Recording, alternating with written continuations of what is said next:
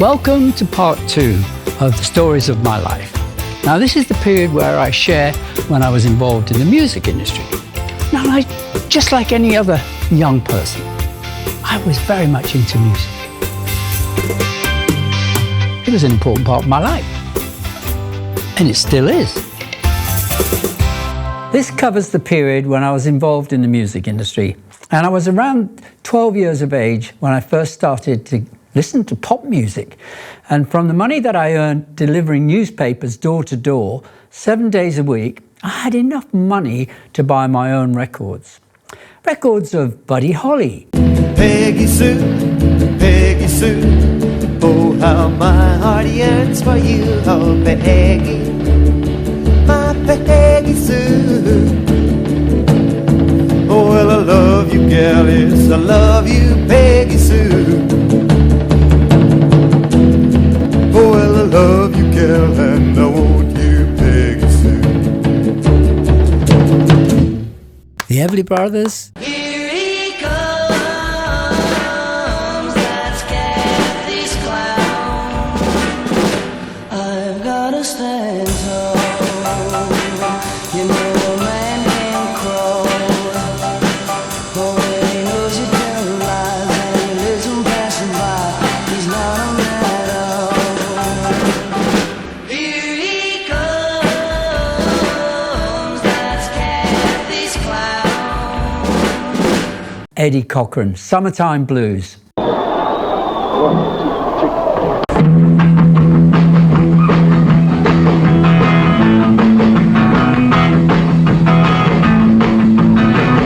I'm a gonna raise a fuss, I'm a gonna raise a holler about a working all summer just to try to earn a dollar. Yeah, every time I call my baby, try to get a date, my boss says, No diet, son, you gotta work late. sometimes I wonder what I'm gonna do, but there ain't no cure for the lockdown blues. I was so influenced by the music that I wanted to learn to play a musical instrument. My mum's sister, my Auntie Pat, was a piano teacher. I asked her to teach me the piano, so I went for my first lesson. And that's when I heard her son, my cousin Maxie, playing the drums.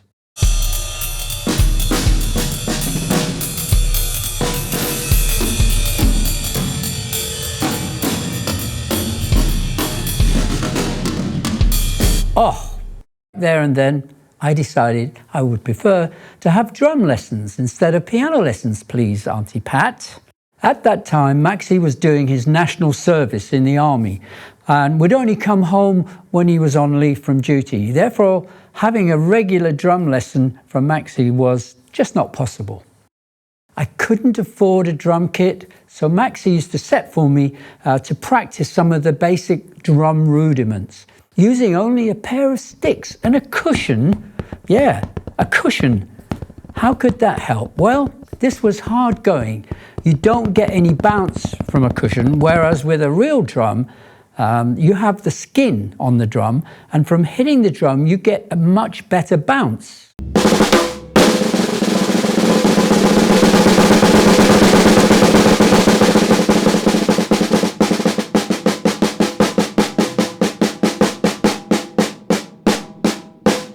I used to practice for hours and hours on my own, as I didn't have that weekly lesson from Maxie, my cousin, because he was doing his 18-month compulsory national service. However, by the time I left school at the age of 15, I was already playing semi-pro gigs with local bands in the Darlington, County Durham area. I also used to work in the working men's clubs. Now, I was underage for being in one of those working men's clubs because it was made for working men, and I was still like a 14, 15-year-old.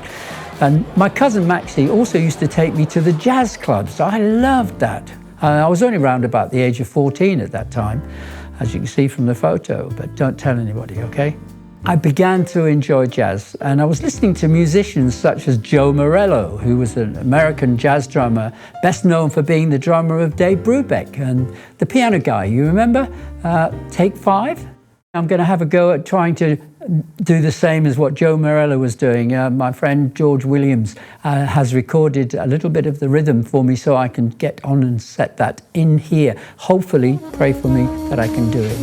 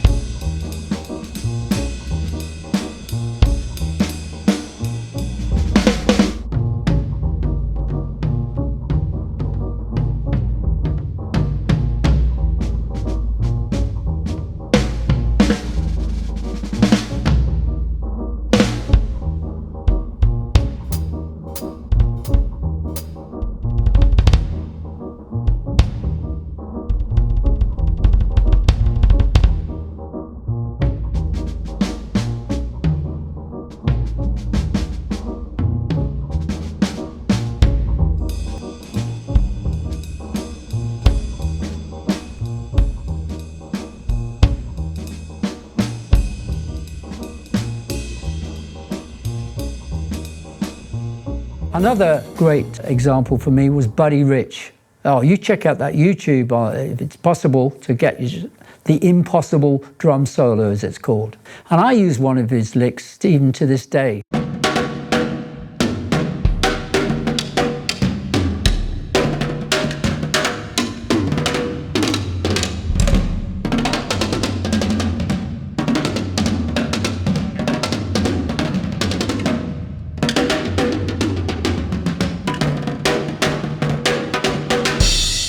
And then there's another great drummer, Gene Krupa.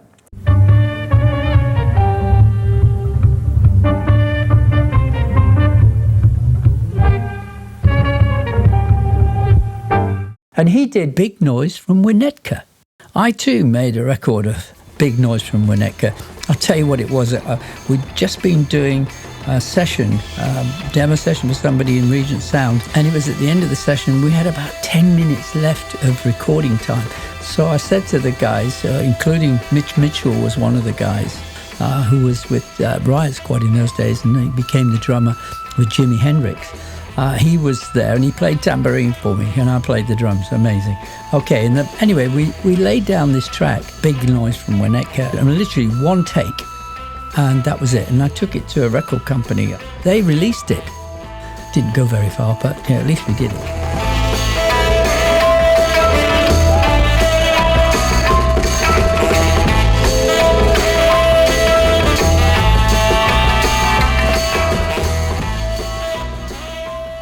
But being a typical 15-year-old growing up in Darlington around 1961, I was more influenced by pop music than jazz. And being part of the local pop scene, I recall playing the drums with a band at a place called Witham Hall in Barnard Castle. Well, hello, Howard. This is where it all started, with you meeting up with the Barron Knights. I had a job with a band playing somewhere else, and I gave you the job to play with the outfit here, supporting the Barron Knights. And they must have been very impressed with what you did, because you joined them almost immediately. Full-time band, proper wage, and you did a good job. We were all very proud of you. Me in particular, I taught you. But this is the place. Witham Hall, Barnard Castle, 1962, a date that will certainly go down in your history. That was in the early months of 1962. We were the supporting band for the main attraction, and that was the Barron Knights. They were the main attraction. And when we finished playing that night, the Barron Knights asked me if I would like to join them full-time as their drummer. Wow! The reason was that the drummer Dave Morrow was soon to leave the band, so they were looking for a replacement. It was only a matter of weeks before I set off on my journey from the north of England, and it was my first time of leaving home. Remember, I'm only 16, just 16. Never been kissed. I'm only joking.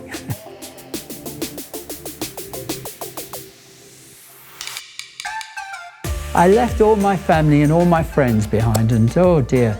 However, at that time, I was not daunted by what I was leaving behind, and I was so excited to be able to go and join the Barron Knights. I was contracted as a professional musician to the Barron Knights for 5 years, and was on £10 a week. That was not a big deal in those days, but it was better than I would have got if I would just get a job locally. Hi Howard. You may not remember this building behind me, but if we put, say, a wimpy bar, that'll definitely strike a chord. Your first attempt at making a living after leaving school as a burger bar chef. But as destiny would have it, and your talent as an amazing drummer took you way on to fame and fortune. It's just as well. As a burger bar chef, oy vey, what can I say? Like, if you're hungry enough, you'll eat anything. I just celebrated my 16th birthday, and I don't know where I got to be so brave to go on my own on many train journeys to get from the north of England and to get down to Bedfordshire. And I was dragging my drum kit around, yeah, all the way on and off trains. I mean, it'd be better if I was a flute player or a guitar player, but all the drum kit had several pieces to it, and I was doing this all on my own. But eventually, I reached Leighton Buzzard in Bedfordshire. I stayed for the first few weeks with the parents of Anthony Osmond. Anthony was we used to call him Tony, of course, was the leader of the Barron Knights, and this gave me time to look for a more permanent place to live. Well, my mother was very good to me, bless her. She bought me a cheap old caravan. It was only, I think it cost like 60 quid in those days. It was falling apart a bit, but anyway, it was enough for me. When we placed the caravan in the backyard of the pub called the Lamb in Leighton Buzzard. And of course, this is the area where the Barron Knights also rehearsed. And they did this in the outhouses, as you will see from the photos. So this was at the rear of the pub called the Lamb. It was so cold in the winter of 1962-63 that my hot water bottle froze whilst I was sleeping, and the snowdrift against the caravan door was so high I could hardly get out of the caravan. It was known as the Big Freeze, by the way, of 1963. It was one of the coldest winters on record in the UK. Temperatures plummeted and the lakes and the rivers froze over in that particular year. Those who knew me, though, know I just can't stand the cold. And after about 9 months with the Barron Knights, I began to struggle. Yeah, I was struggling. They weren't the friendliest set of people, I have to say. I was only 16 and they were 4 or 5 years older than me, and that age difference is quite big at that age.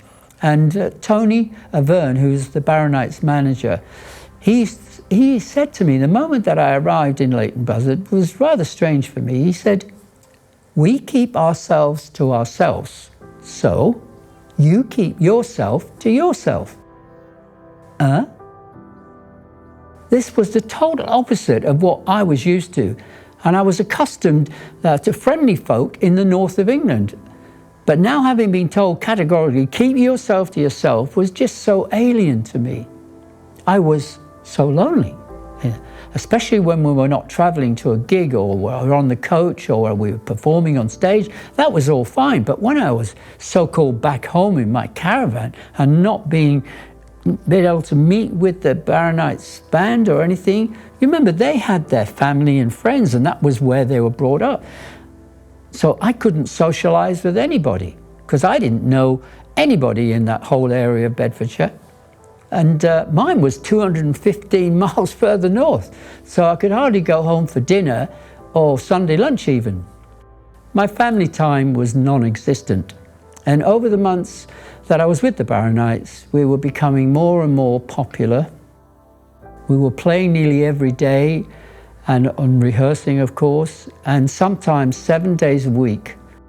And after about 9 months of full-on work and travelling all around the country, I became very weary, both physically and mentally.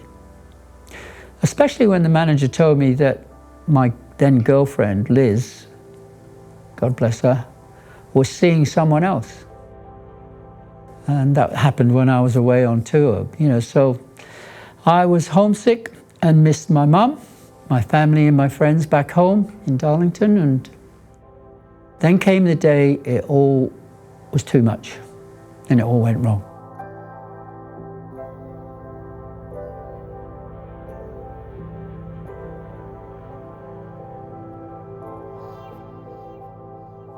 It was a day we were playing a local gig at the California Ballroom in Dunstable, and I collapsed with exhaustion.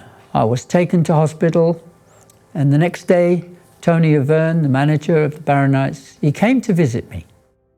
I said to Tony that I wanted to get out of hospital, and because we had gigs, we had to perform, and I was okay, I'll come out, I'll let myself out. Tony said, "Don't worry, Howard. You must stay in hospital until you're well." Okay? I said, "What about my job?" He said, "Don't worry about it. It is secure." And I wasn't to worry. Stay in hospital until you get well. Well, that put my mind at rest. And so I stayed in the hospital. I think it was only for a few more days. The doctors had observed that I was not only physically exhausted, but also very depressed. My mental state was not good, and I was mainly being treated for that aspect rather than anything else physical. And I was following that up, post being actually released from hospital. So I was being treated for, depression, basically. Anyway, the Barron Knights manager, Tony Avern, all of a sudden told me, "We've replaced you by another drummer," and that I'd lost my job. He sacked me right there and then. I was isolated from my friends up north, and I became even more depressed having been sacked as well. And I had suicidal thoughts at that stage. I so wanted to talk to my dad, but my dad had sadly passed away a few years earlier.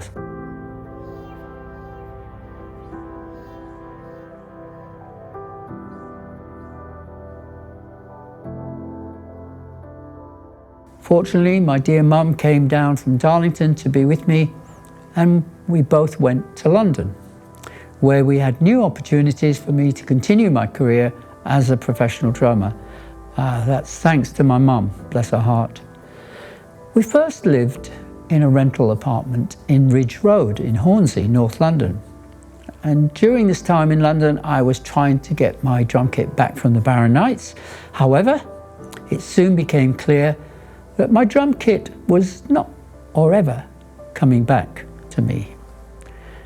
The Barron Knights were being plain unhelpful, to put it mildly. I was beginning to be offered work with a local band in North London and was starting to work as a session drummer for Joe Meek.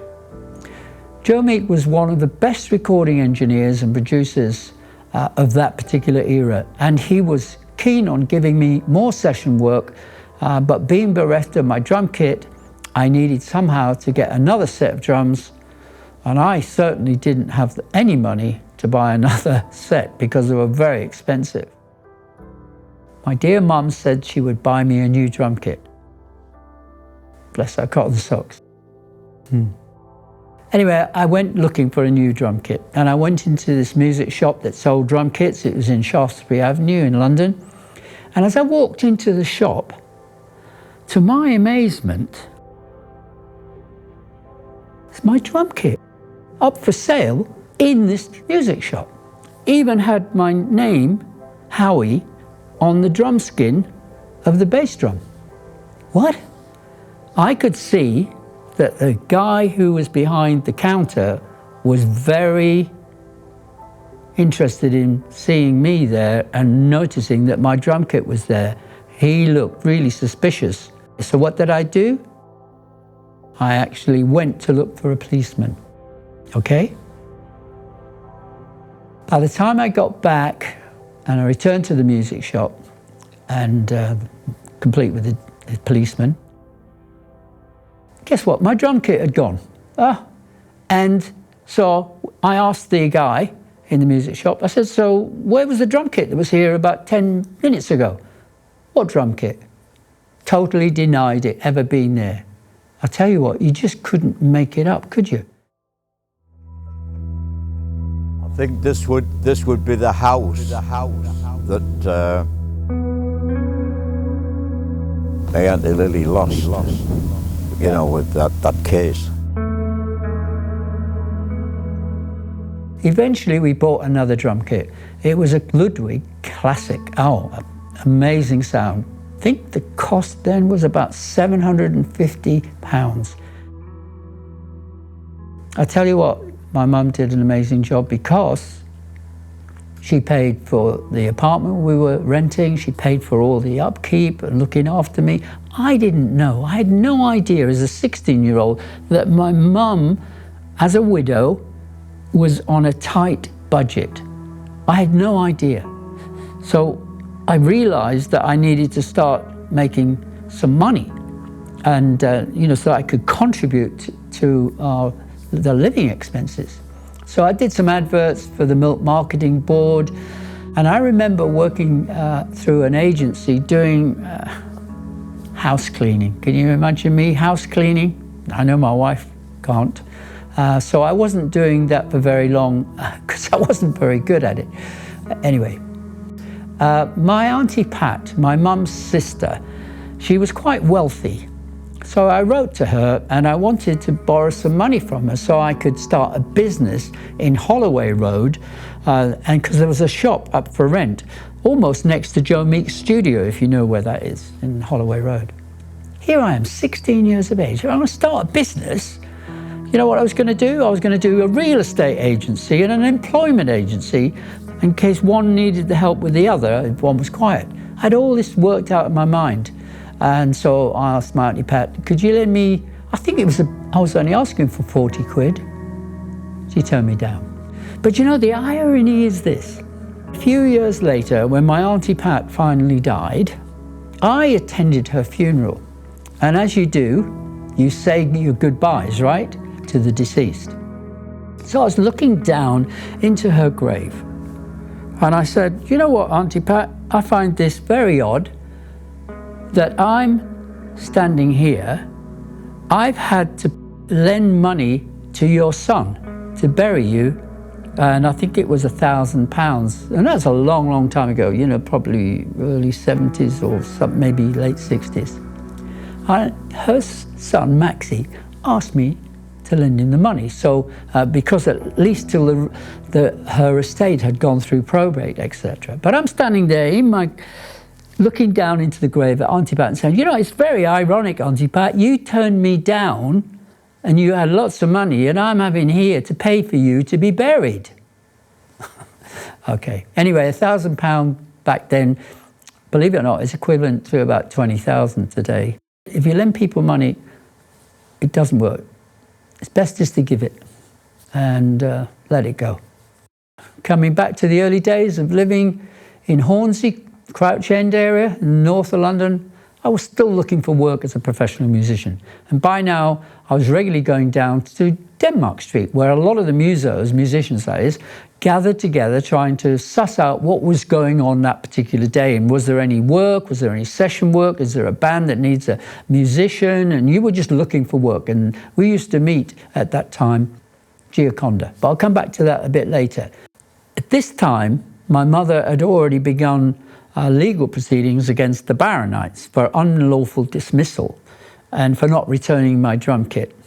I was a minor, being 16 years of age at that time, therefore my mother had to instigate the court proceedings on my behalf as she was my legal guardian.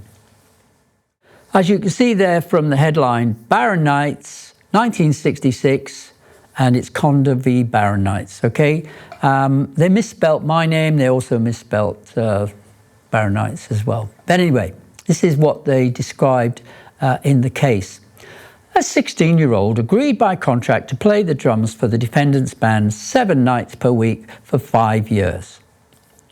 The claimant suffered a mental breakdown and was told by his doctor that he should not perform more than 4 nights per week. The band dismissed him. He brought a claim for wrongful dismissal. The claimant's action was unsuccessful as his medical condition made it impossible for him to perform his contractual obligations, and the contract was thus frustrated. In my opinion, working 7 days and nights a week, anybody would soon get very tired, especially a 16-year-old, okay? And I think and I believe that this case, as it did set a precedent, was a precedent for far too many years, where many other young persons like myself could have also fallen foul under the precedent that my case set. What this did for me, though, was it made me more determined to work 7 days a week, mainly for psychological reasons. I was trying to prove that the judge, when I meet him one day in the resurrection, hopefully, we'll actually be able to have a chat and say, do you know what? I think you were a little bit unfair making a minor, a young person, do 7 days a week. You know, I wasn't strong enough in body and soul and spirit to work 7 days a week as the judge ruled, but what it made me do is I've ever since worked 7 days a week and more than 8 hours a day. Usually my day is between 10 and 12 hours a day. And I'm sure the judge would be very proud of me, yeah? This case took almost 3 years to eventually be heard at Bedford County Court in 1966. Remember, I was 1963 when I was fired, and it was 1966 when it went to court. My mother was a widow on low income and could not afford the fees of an experienced barrister. Therefore, she qualified what we call legal aid. And not being able to afford independent legal representation of a higher caliber was to prove a big mistake, as you'll realise as the story unfolds. Even though it took nearly 3 years to go to court, it would make sense to mention the case at this moment in time, because here's what transpired at court.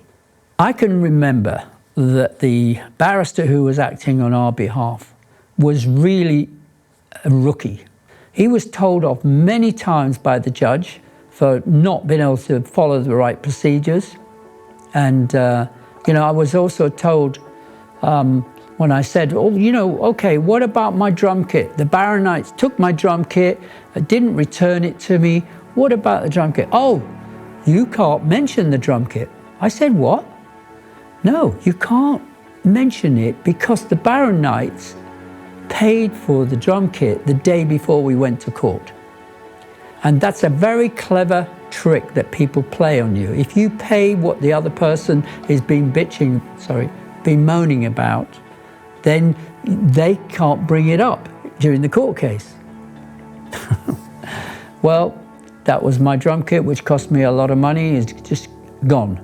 So our barrister, being wet around the ears, did little to inspire our legal representation in the court. This was our very first time we'd ever been to court, and the experience, I could see this was disgusting. But I did say, the Barron Knights have kept my kit, and now I'm without a kit. I can't carry on with my career.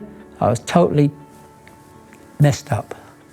And of course, in my mind, by that time I was 19 years of age, I'm thinking, how can this be right? This is my first experience in a court of law, and all these people wearing wigs and things like that, and speaking posh and, oh dear me, what a thing. And then you don't get justice, I could have been doing work up a chimney 7 days a week, and a little bit Dickensian, I think. Anyway, my appeals to the judge fell on deaf ears. As I say, it reminds me of the days of Charles Dickens, who wrote about the child slavery, and surely this sort of employment I had with the Barron Knights, contracted as I was, amounted to child slavery in the 20th century as well. The only people in the court that had any sympathy for us was believe it or not, the press. Well, one of them turned to me and said, "You know what, son? You know what they say about the law? It's an ass." You can read the newspaper here for yourself. The fall of the £10 a week pop idol. This is the newspaper clip. Unbeknown to me at that time, my mum and I, we went to live in London, and I was not aware of my mother's financial situation. Remember, she had also paid for my drum kit to be renewed, replaced, and also she was paying for all the overheads in a rental apartment in London. It wasn't cheap in those days. We'd all come from the north of England where everything was a lot cheaper. But my mum, she'd sold her home in order to fund all of these additional costs, which could have been avoided if we'd won the case against the Barron Knights. But however, I made sure that we would never again use legal aid barristers, and if the need arose in the future that we'd have to be in court, we would engage a seasoned barrister who was more experienced and knew how to properly represent their clients, as indeed what the Barron Knights had. Very smart guy. But he has to, no, I won't say anything about what he has to do in the future. I did bring a case to the High Courts in London in the late 70s. It was against an insurance company that refused to pay out on a claim that I'd made. And this time I had excellent legal representation and we won the case. In fact, the judge complimented us on the manner in which we presented our evidence. It was a 3-day court case, and eventually the insurance company admitted liability. I wasn't going to let another miscarriage of justice happen to us again. Meanwhile, in 1963, while still living in North London, I was introduced to Gary Leaport, who had a very successful record out a couple of years earlier, and it was entitled Night of the Vampire, which Gary had recorded with the Moontrekkers, and that was produced by Joe Meek at his studio in Holloway Road. Joe Meek was an amazing sound engineer in the 1960s, and everything he produced was larger than life. He was the first sound engineer to make the drums sound so huge and powerful and very distinctive. Joe Meek had so many hits in those days.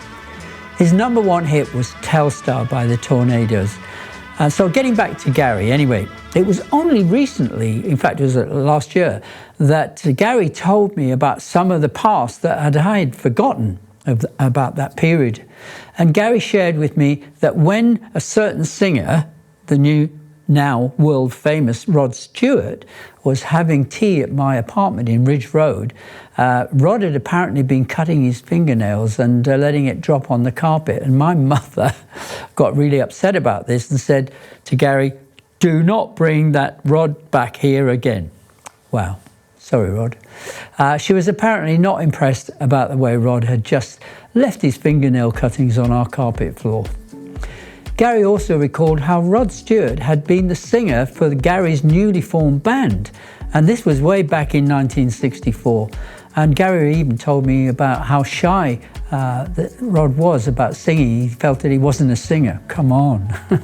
Anyway, I was their drummer for a short time, albeit for just a few weeks, because I was still looking for a more long-term professional job. I needed to connect with the musos. And where were the musos meeting? In central London, in a little cafe called the Gioconda, which was in Denmark Street, affectionately known as Tin Pan Alley. It was at the Gioconda that I first met with David Bowie, who were legends who were also looking to either a publishing contract or a record deal. There were many record and publishing companies in the famous West End of London, as well as recording studios such as Regent Sound. And Bill Farley, who was an excellent sound engineer, and he would make your demo sound absolutely fantastic, really, really good.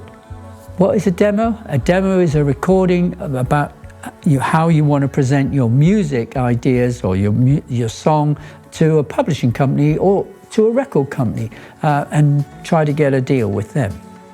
Also, if you needed to buy a musical instrument, this was the area in London where you could get your guitars, drums. Rose Morris, for example, had a wide range of instruments, and you had Orange and Jim Marshall, who made these amazing amps.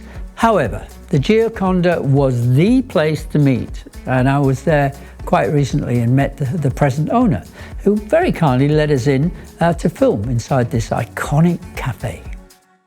Back in the days when I first moved down to London, having just finished playing drums for the Barron Knights, I began looking for professional work as a musician. I soon discovered the place where all the musos would meet, and that is Denmark Street.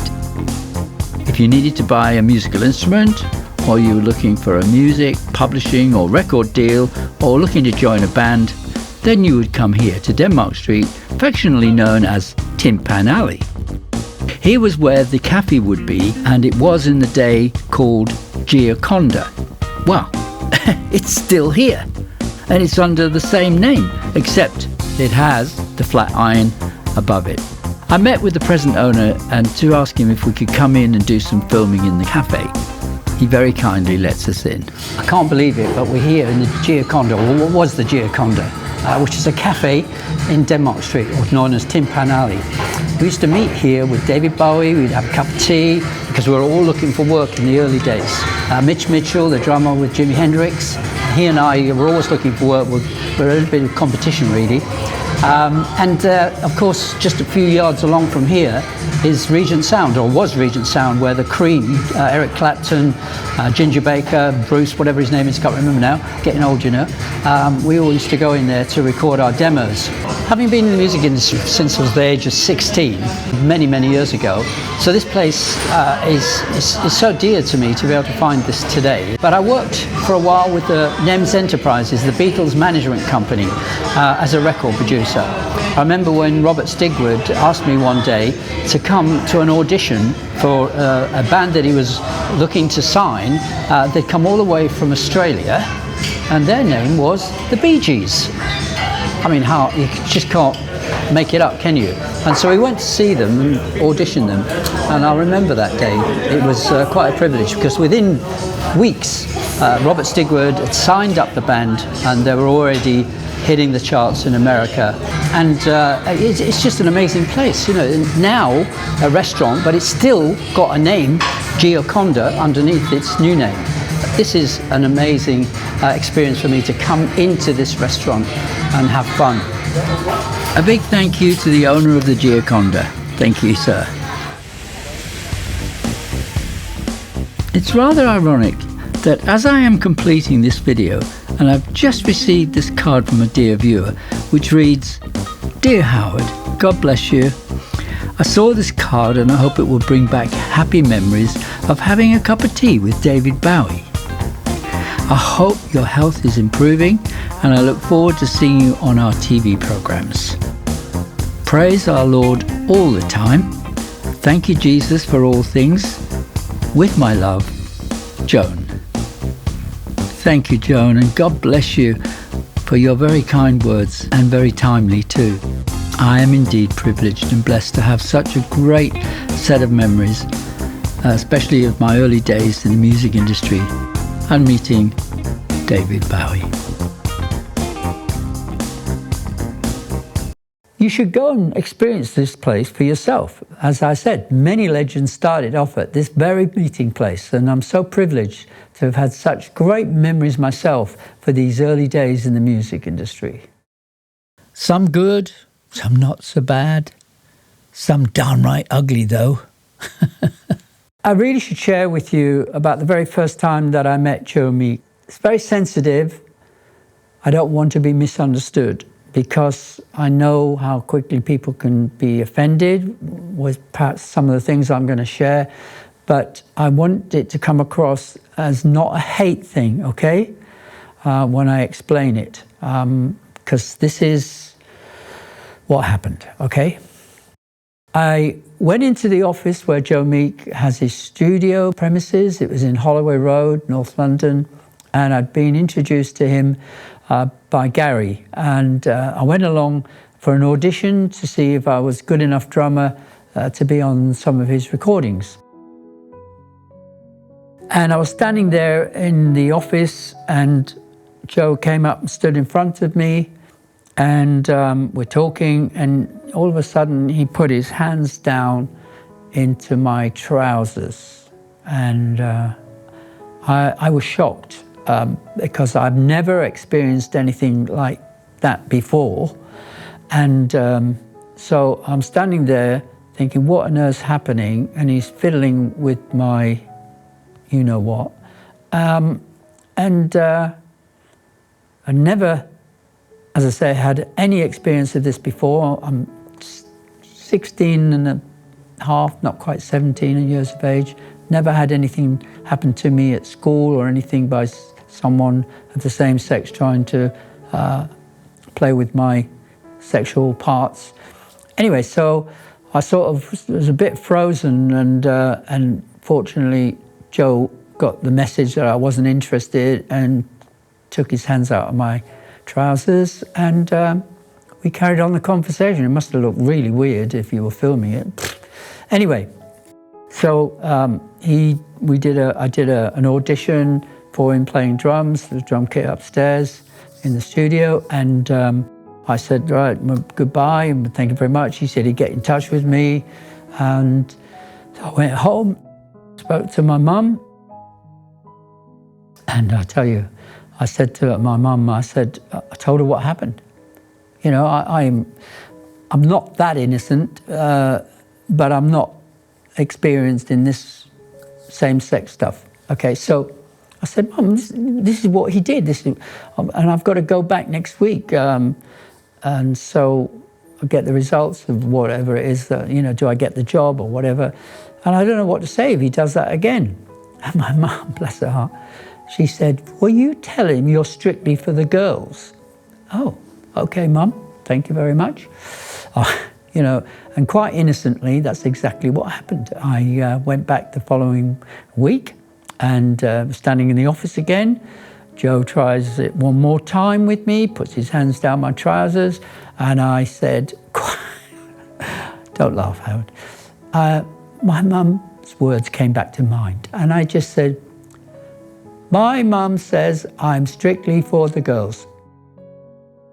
His hands came quickly out of my trousers, and he said, I like you like that. And of course, when I think back on it, I just remember that, that was something which he probably would have got into trouble with, because I think I was underage. But nevertheless, I've got to say this.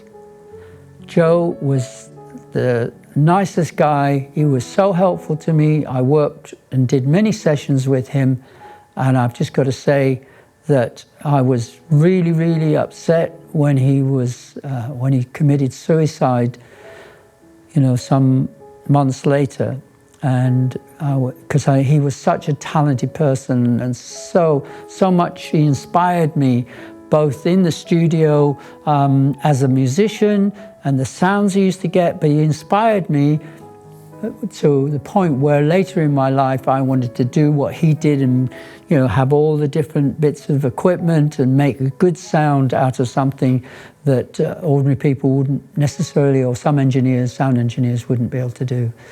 So yeah, he was something else. But you know what? I was doing a session one day with Joe, and he said, right, get yourself off. Joe Brown, two of his brothers have just walked out on Joe. And so you've got to get yourself over to the theatre. It was somewhere who was doing the pantomime Aladdin, I think it was. So this would have been around about 1964. And he said, get yourself over there and do an audition. I want you to get the job. So Joe Meek was really, really keen on me sort of doing well in the music industry, and I'll never forget that. It's a real blessing to me. And that's what happened, It led to me getting the job. And my bass player, who was in my band at the time, Mike Davis, we were contracted and hired by Joe Brown after we did an audition. And in fact, actually, he said to me, Joe Brown said, the bass player's not so good, but as he's with you, we'll take you both on. And that was it. And so there we were. And it was amazing. But as I say, going back to Joe Meek, he's such a neat guy, such a clever, creative engineer. And it was just so sad when I found out that he shot himself. I don't need to go into the details because they're all quite out there in social media, and even a film has been made about it. So there you go.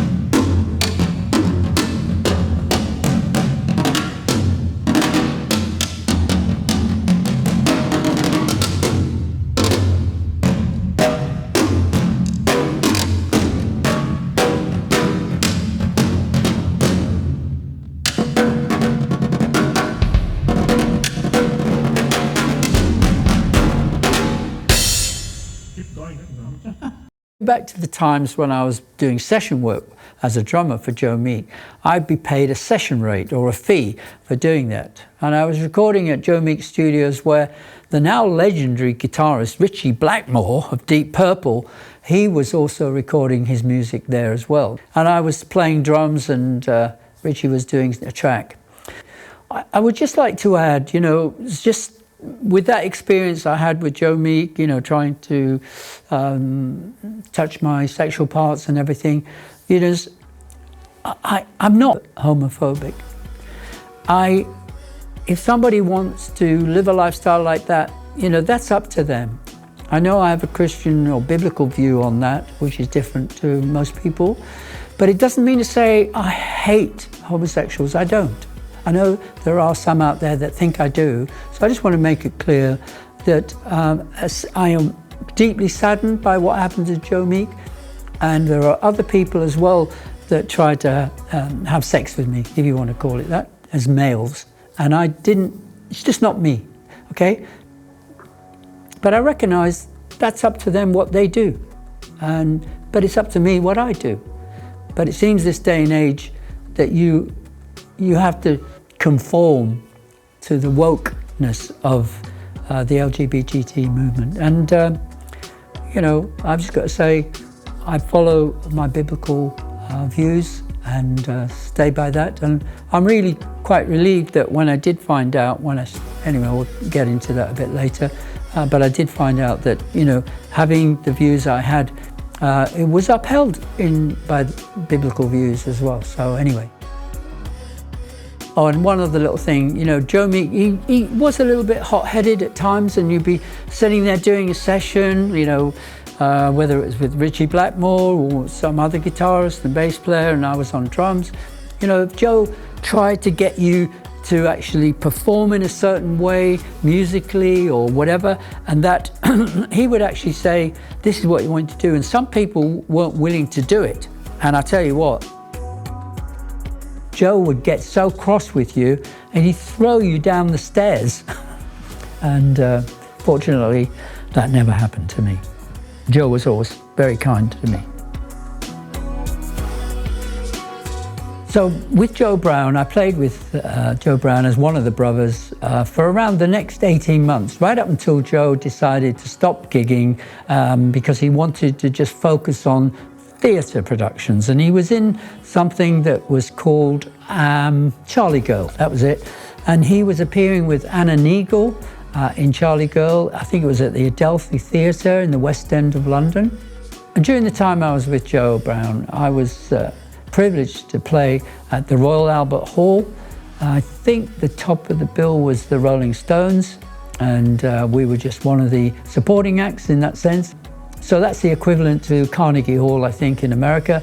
And also another great highlight that that I had playing drums was at the 1964 NME Poll Winners concert at Wembley, where the world-famous singer Roy Orbison handed us the award for the top personality of the year. When you think that there are so many top 10 world-famous acts to choose from that year, and they were all on the bill on that particular day, take that as a great and significant achievement for such a young lad as I was. I think I was by that time 17 years of age. But Joe Brown's award was truly a day to remember. Amongst the others that were playing that time at the Poll Winners concert were the Beatles, the Rolling Stones, the Hollies, Manfred Mann, Cliff Richards, Dusty Springfield, the Animals, Billy J. Kramer, the Searchers, Jerry and the Pacemakers, Freddie and the Dreamers, the Swinging Blue Jeans, Kathy Kirby, and special message from Elvis Presley at the end. It was an all-day event. It was amazing. But we were amongst some of the greatest performers in the whole of the music business ever, I would say. And we play some of that video from the NME concert to watch just this short excerpt from Joe Brown and the Bruvvers performing. From the new Musical Express Poll Winners concert at the Empire Pool, Wembley, it's Big Beat 64.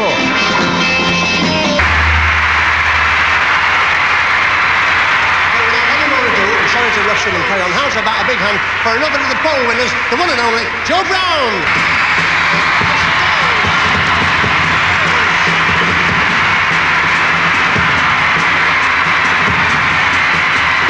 All ready then? Are you ready then? Are you? Somebody count 1, 2, 3, 4. I'm Henry the Eighth, I am Henry the Eighth, I am. I got married to the widow next door. She's been married 7 times before. Well, everyone was a what? Henry! Wouldn't have a willy of a sand. No, sir! I'm a right old man named Henry. Henry the Eighth, I am. Yes, I'm a right old man named Henry. Henry the Eighth, I am.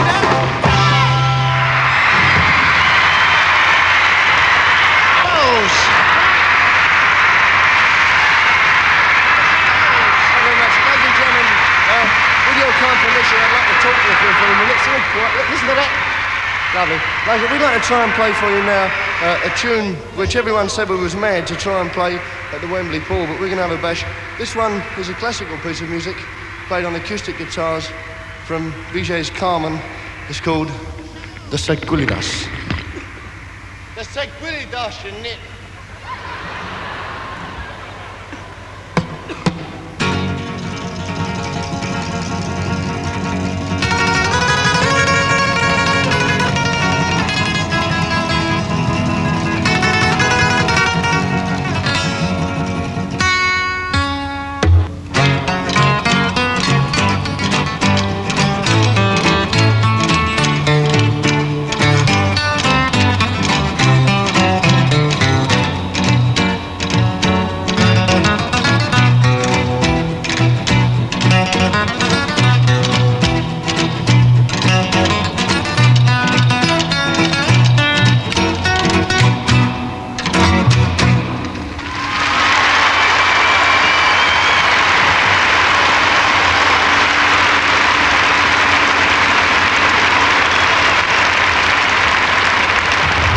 Thank you very much. We'd now like to play for you Tchaikovsky's 5th Piano Concerto in F sharp minor. Thank you.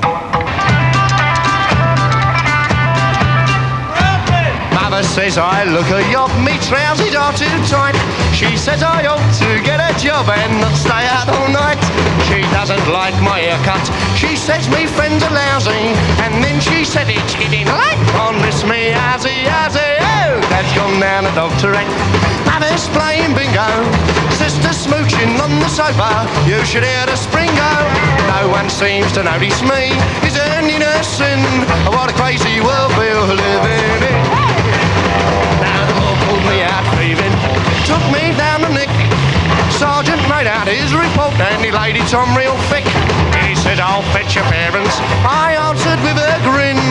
Save yourself the trouble, mate, you'll never find them in. Dad's gone down the doctor in. Mama's playing bingo.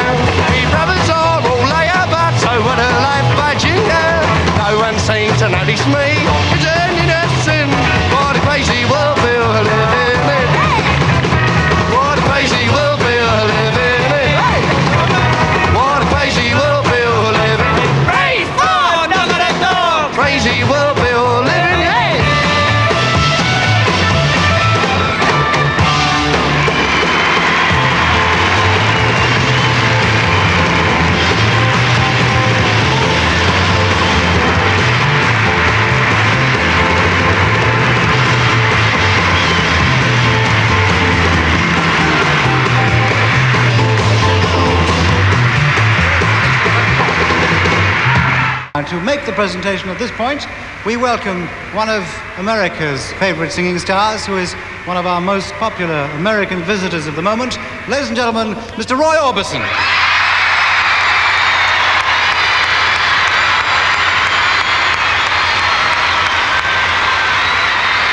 It gives me great pleasure to present Joe Brown with this award for the top British vocal personality of the year. Thank you very much. Thank you.